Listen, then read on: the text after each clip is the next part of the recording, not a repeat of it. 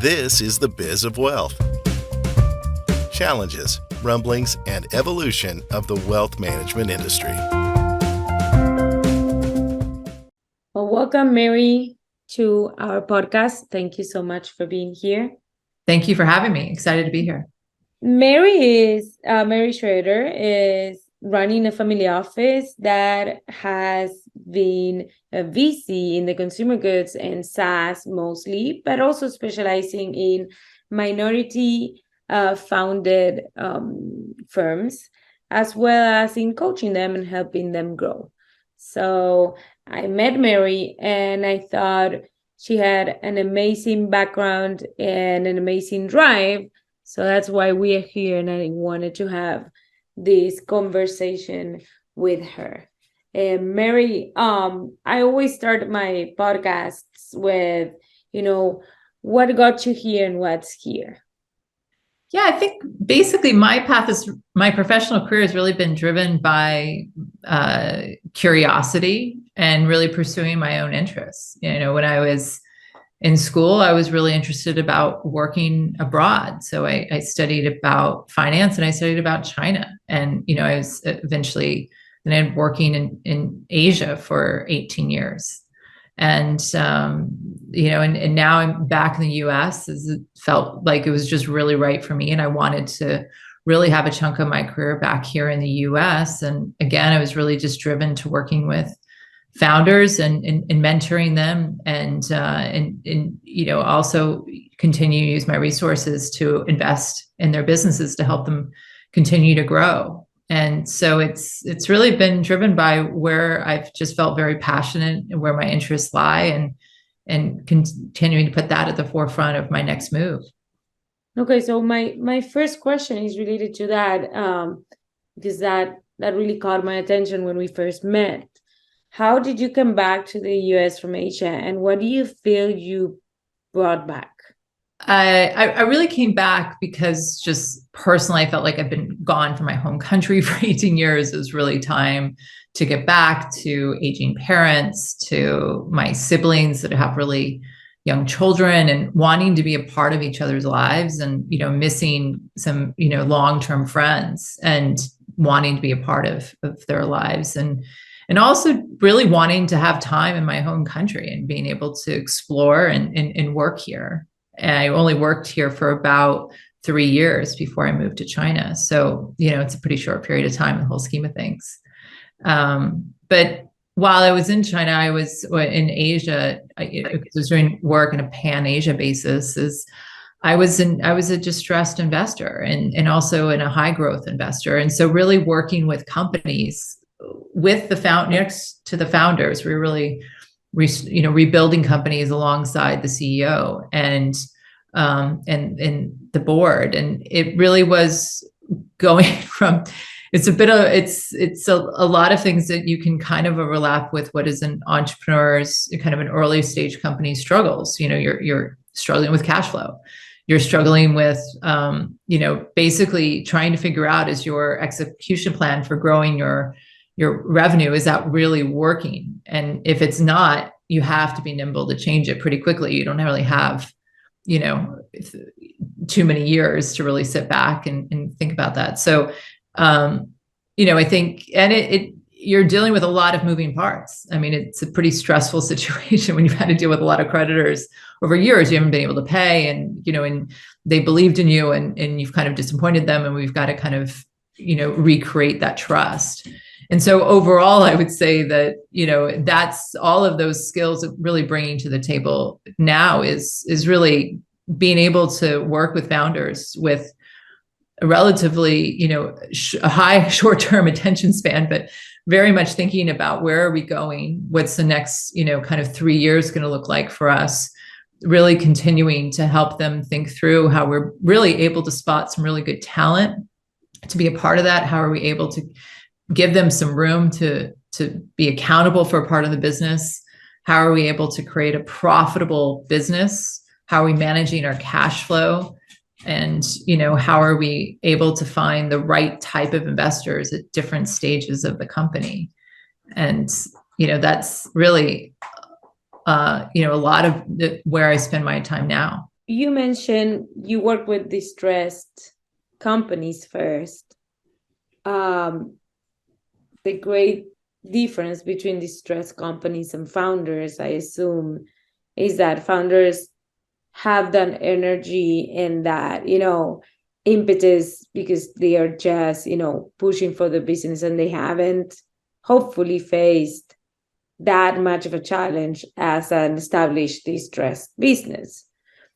But between those two, what did you find that people have in common to either get out of a distressed business and be able to make it again, or make it as a founder?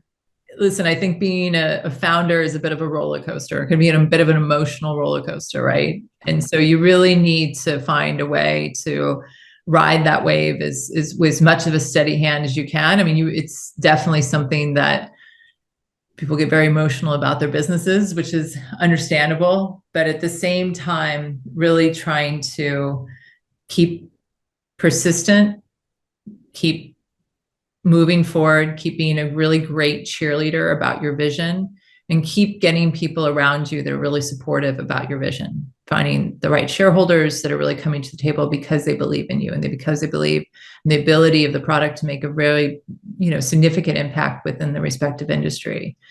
And, I think, again, and within the distress realm, we're really looking to remove the people that no longer believe in the business with those people that do, and believe in the ability of a situation to recover. And whether that's team members and whether that's external stakeholders, really trying to surround yourself with people that are not blindly posting you up, but really have an honest review about what's going on, what's working, and continuing to, navigate the company to a very profitable, high growth situation. So let me ask you, what, most organizations I work with are having challenges with teams and team building and attracting the right talent. You have many years in the industry. What do you see different? Why is everybody having so much? I would say, this was the very, looking back on 22 with my own companies, there's a couple of themes, and definitely hiring, some hires were not the right hires. And I feel like, my entrepreneurs are really in that phase of trying to make sure that they understand they can spot talent. They could spot talent that's going to be good at that job, and also giving them the ability to do that job, giving some room and accountability to do that job. And so, but overall, I would say a lot of it tends to be about prioritizing loyalty over skill, really not thinking through as much as to what is the capabilities of the person that we're hiring this role for what impact will they have on, what is my expectation of the real impact they will have on the company, and is this somebody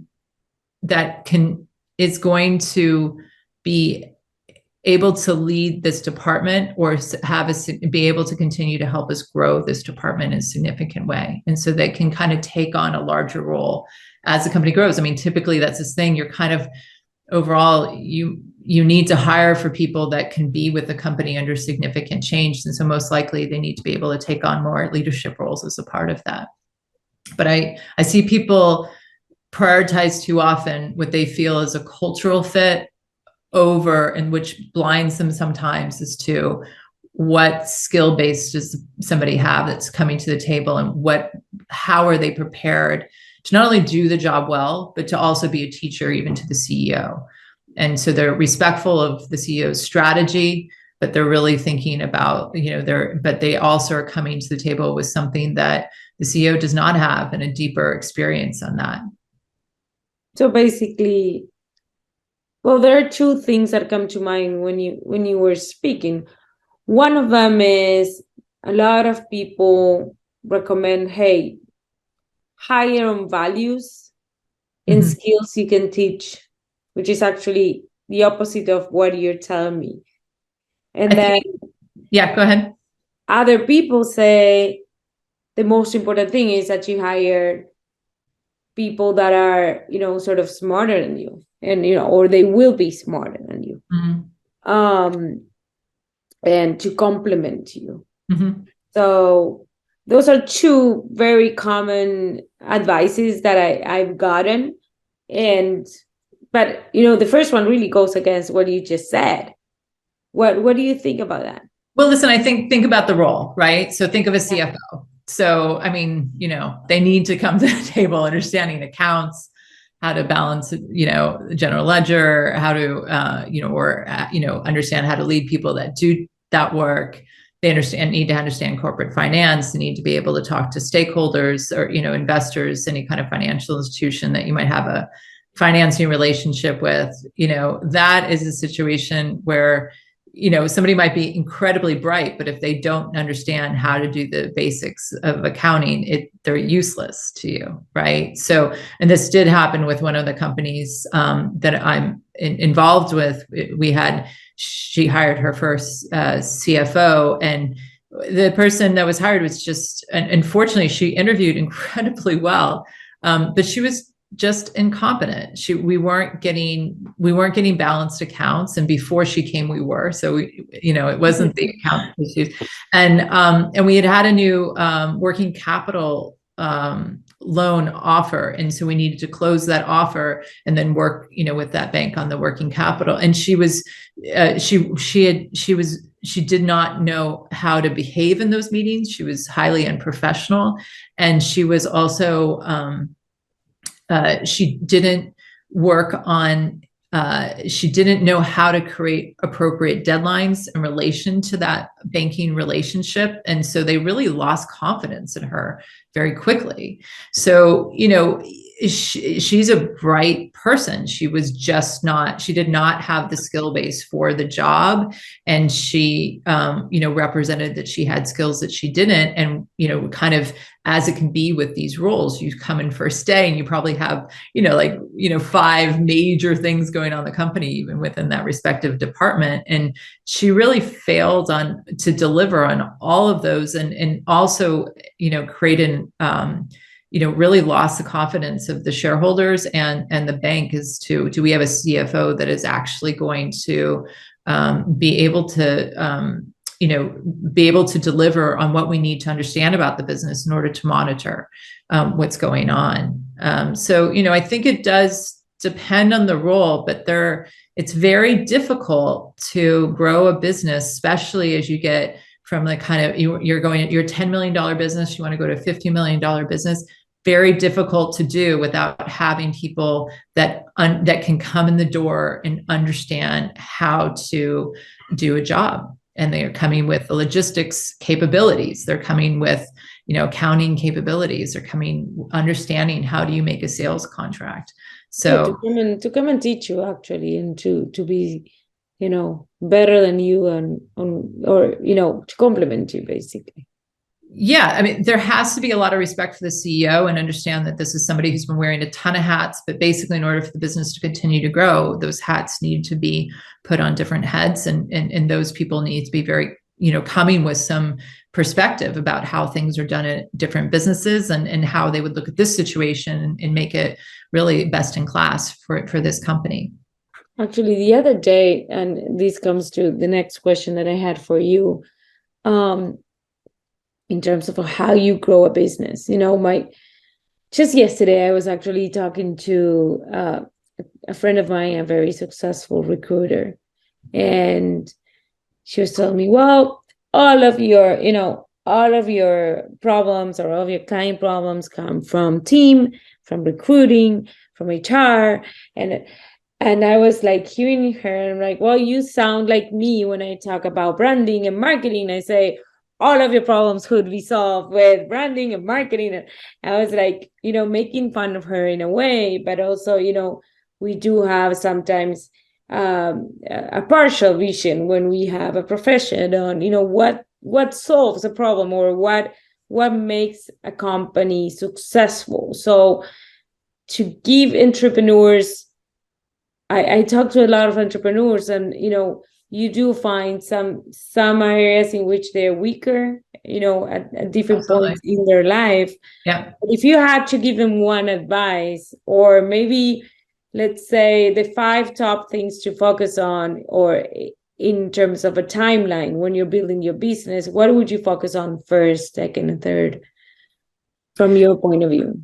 Well, depends where you are, but first thing is, is your product done? I mean, I've really met some entrepreneurs. It sounds very basic, but I've met some entrepreneurs. This was woman who's creating a cap, a swim cap, which keeps all water out, and she's she really wants to launch it, but it's not 100%. It's 90%. So it's like, well, you don't have your product done. You can't launch.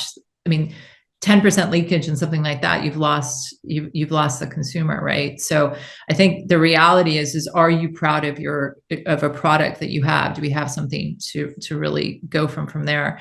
The other thing is, then after that, I'm really focused on how well do you know your customer? How well are we going to be able to create this kind of cult status with them and have them be an ambassador about your product? How well do you know of, maybe 5 things you might tell them about your product, 5 different sales points?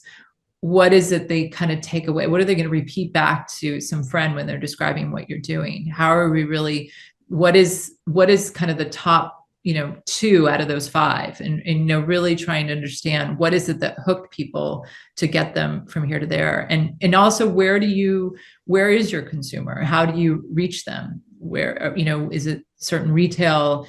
Is it more e-commerce? What is that kind of distribution channel that you think is most likely going to be the right fit? But especially in the early days, I'm really focused not necessarily on being everywhere as much as being in places that we know are going to be very successful, reaching the consumer, knowing the consumer, speaking to them, creating cult status with them, and making sure that we're creating an opportunity for them to buy our product with ease. Great. So you say product development, value proposition for your client, and knowing your client and knowing where they are. Basically, those are the 3 things you should focus on at first. Nice. And I wanted to talk to you just before we hit record. I wanted also to talk to you about the VC world and the VC firms. Yeah. What do you see they're doing right? This year the VC landscape changed completely from everything that was happening with the excess in cash, and now I see it going back to normal, to where things should be. It felt like sort of like a bubble. Yeah. So what do you see happening? Who's doing good work? Who's doing the best work? And why? Yeah, I have to say, I perhaps this comes from my distress background. I'm really tend to be, feel a little bit of this Machiavellian attitude of, listen, I think if you can create products that are profitable and you get more, you get support around those, and we're seeing momentum, then those companies should survive. And those that are losing a ton of money and are really not getting much interaction around it for 5 years, I'm not sure those should be, very, funded to a high extent, and definitely shouldn't be worth a high amount of money. So, I would say a lot of the situations I'm seeing, we're seeing any venture capital investors probably seeing a lot, getting their door knocked on a lot more with companies that, really haven't had a ton of traction. They don't have a profitable model. They don't really understand their client very well. They don't know how to market their product. I think there's a lot of these where you're trying to say, well, listen, I'm not sure you should exist. Things don't seem to be going that well. So, I'm not going to necessarily name drop, but I'll say, those that I admire most in the industry are those that very much understand what the company does, which sometimes people do not. And I think that existed a lot over the last couple of years, especially on the technology side. I don't think people really understood what was the major KPIs that were going to transform this business. They thought they had their own opinion of it. The CEO might have their own opinion of it, but those aren't always aligned. But really, the best are people that are deep into the industry, that really understand where does the company fit in the industry. They're really coming to the table with some good added value help, whether that's on the human resource side, on the distribution side, whatever it is. They are very, encouraging. They're very supportive of the founder in many ways. Sometimes it doesn't always work out with the founder to continue to grow the business, past a certain point. But you're really, I think the role has to be, in those that I've seen it done really well, they're really trying to empower that founder as much as you can. So really trying to look for that kind of very positive relationship with people going into a company where they truly understand where it fits within the industry, and they truly understand what are those catalysts that continue to build it. And, we're really looking to kind of continue to kind of remove as many of the kind of boulders that fit, that sit ahead of the founder, and continue to say, in 6 months, you're probably going to start to face this issue. Let's start talking about it. Let's, kind of continue to help them navigate as the business grows. What do you see, coming 2023? How do you see the markets evolving, and, the entrepreneur and, the startup and the VCs?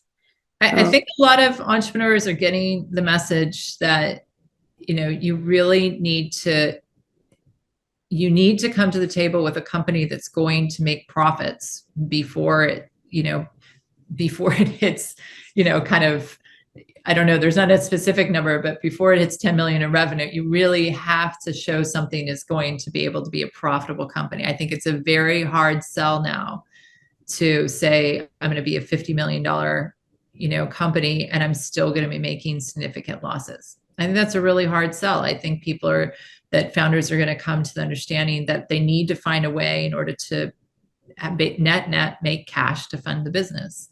I think people are also going to feel that they need to be, there's a limit to how much marketing spend you can have. And most venture capitalists that I meet now are not comfortable with a very high amount of marketing spend in order to, grow the revenue. And so very high, and that meaning you're spending over 50% or maybe even over 40% of every dollar that comes in to marketing.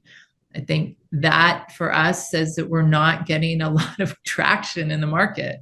You're really having to beg for business. You're really having to be that kind of constant Instagram ad that's kind of everywhere, and you're not getting this natural buzz. And typically those kind of budgets that's put to that cannot consistently be run. I mean, I know of a company that's growing, and I love their products. I think they've done an incredible job at creating cult status within their community.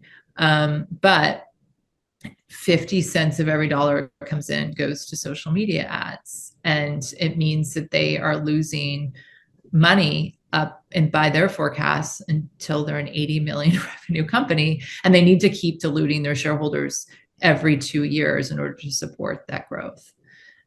I think people are going to see that, I think founders need to see that there's more pressure to create a profitable company that can grow with not a huge marketing spend, with not that level. So definitely we'd expect it to be a little bit more disproportionately high in the beginning, but essentially level it down over time.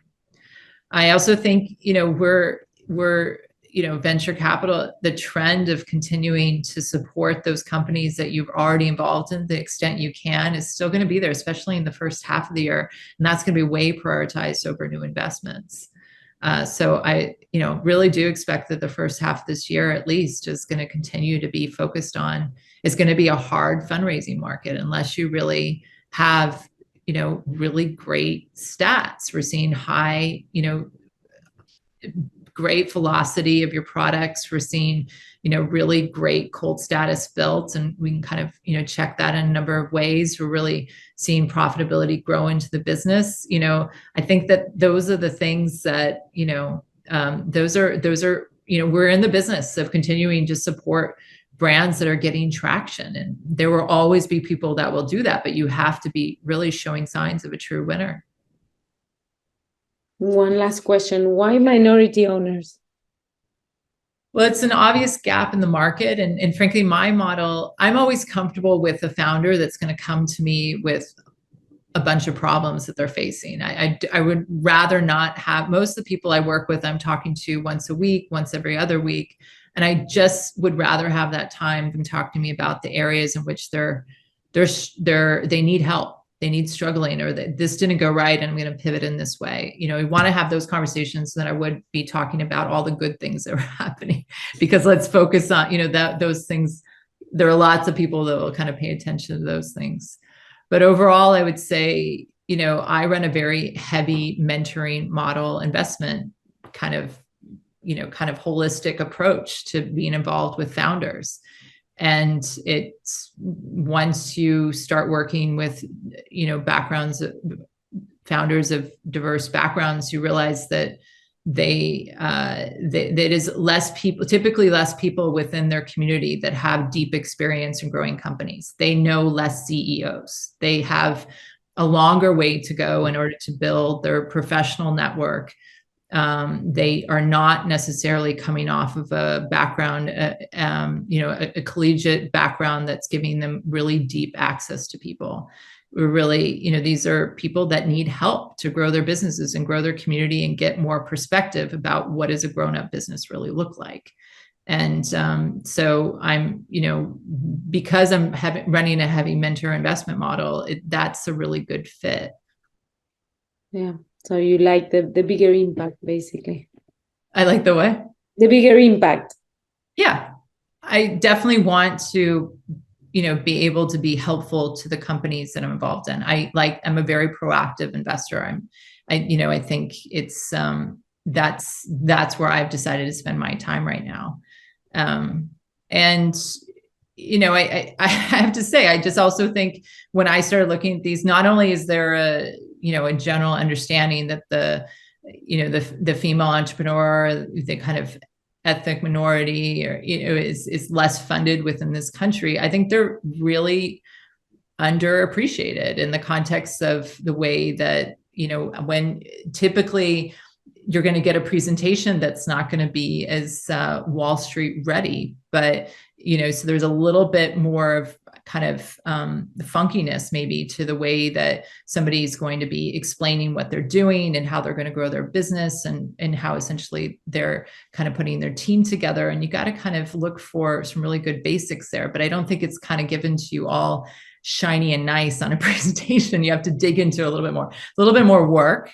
But I would also say, I just think that this is a whole group of people that are way underestimated within the funding market. I love that. Okay. And now, yes, it's the last question. If you could have a billboard with anything on it, what would it be and why?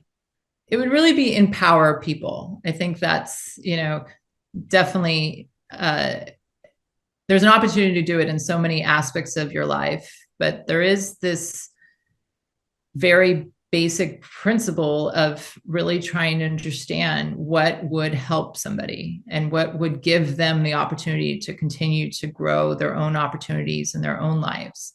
And I think that's a human responsibility. And I also think it requires a bit of thoughtfulness, kindness, and the ability to keep, you know, help people, you know, empower people, but help them move on their way. And so that's, I think I'd like to see that more in the world. I like that, coming from a VC, especially empower people. Thank you so much, Mary, for your time. It was a lot of fun and very, very interesting. Great. I really appreciate the time with you as well.